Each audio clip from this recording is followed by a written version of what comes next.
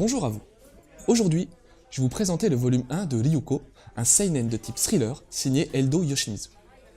Ce manga datant de 2011 va nous raconter les aventures de Ryuko, une jeune femme chef du clan du Dragon Noir, une organisation de Yakuza. Ryuko va se voir confier par le souverain du royaume de Forosia, au Moyen-Orient, un bébé, la petite Barel. 18 ans plus tard, le bébé a bien grandi et Barel décide de quitter Ryuko afin de prendre son envol. C'est à ce moment-là que l'armée décide d'attaquer le clan de Ryuko. Pendant ce temps-là, le chef Yakuza, qui a eu un passé on ne peut plus douloureux, va apprendre que sa mère, qu'elle croyait morte, est finalement vivante. Direction le Japon, où les réponses à ces interrogations semblent prendre source.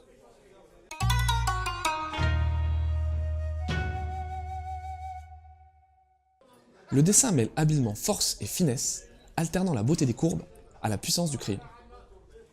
On est face à un style très rétro, pouvant rappeler certains Gekiga des années 70, et on pourra faire un certain rapprochement avec deux auteurs cultes, Matsumoto Reichi pour la mise en case, et Monkey Punch pour l'ambiance très 70s. Les décors sont très éclectiques et contribuent grandement à l'ambiance sombre de l'œuvre. La mise en case et la réalisation, quant à elles, sont hyper recherchées, dynamiques et originales. On a également une forte influence des onomatopées sur le rendu final. Tout ceci donne une impression de mouvement constant, et malgré toutes ces qualités esthétiques, je me suis senti complètement perdu dans cette surenchère graphique, où la notion de compréhension de l'action a été, à mon avis, trop souvent bafouée. On a par moments une suraccumulation des traits de mouvement, ainsi que des déformations visuelles trop prononcées, qui rendent la narration poussive et peu claire. En somme, le titre a les défauts de ses qualités à cause d'un excès de zèle graphique. Pour ce qui est de l'édition, le Lézard Noir nous offre un superbe premier pavé, la série en contrat 2 en tout, avec une couverture cartonnée très impactante et du plus bel effet, associée à un papier rigide vraiment classe. Un volume de luxe avec beaucoup de cachets qui prendra assurément une place de choix dans votre mangatech.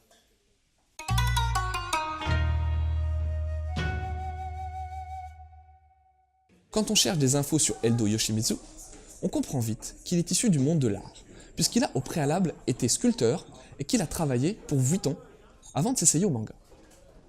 Mon ressenti après cette lecture? Pas mal de déception. J'ai déjà expliqué les soucis graphiques que je reprochais à ce titre, mais je trouve également l'histoire assez bancale, et ce, principalement à cause de ces soucis graphiques. Le rythme est trop soutenu et les ellipses narratives trop prononcées. On saute d'époque en époque et de lieu en lieu sans trop pouvoir faire un lien concret. Les personnages sont assez consistants mais manquent de saveur, car ils ont été poussés à l'extrême, et les nuances ne sont pas légion.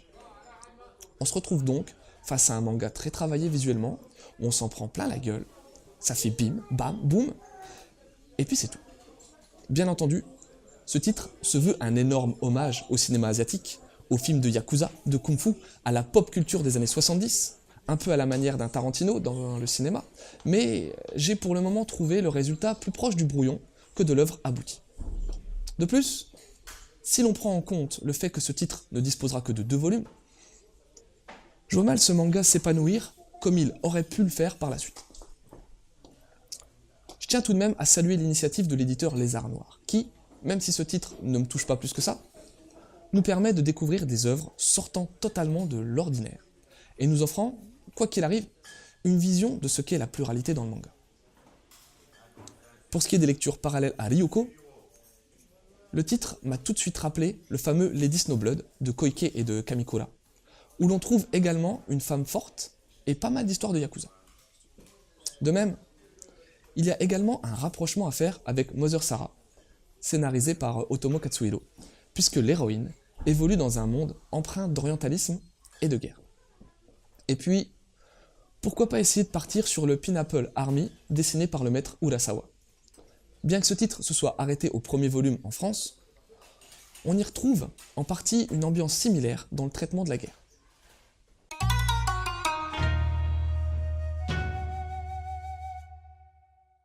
Ce manga Ryuko est donc un seinen thriller d'Eldo Yoshimitsu.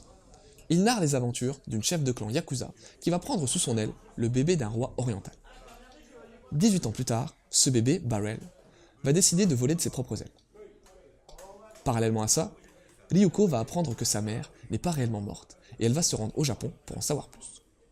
Le dessin rappelant fortement les Gekiga des années 70 est très travaillé, et il allie la beauté des courbes à la puissance du trait.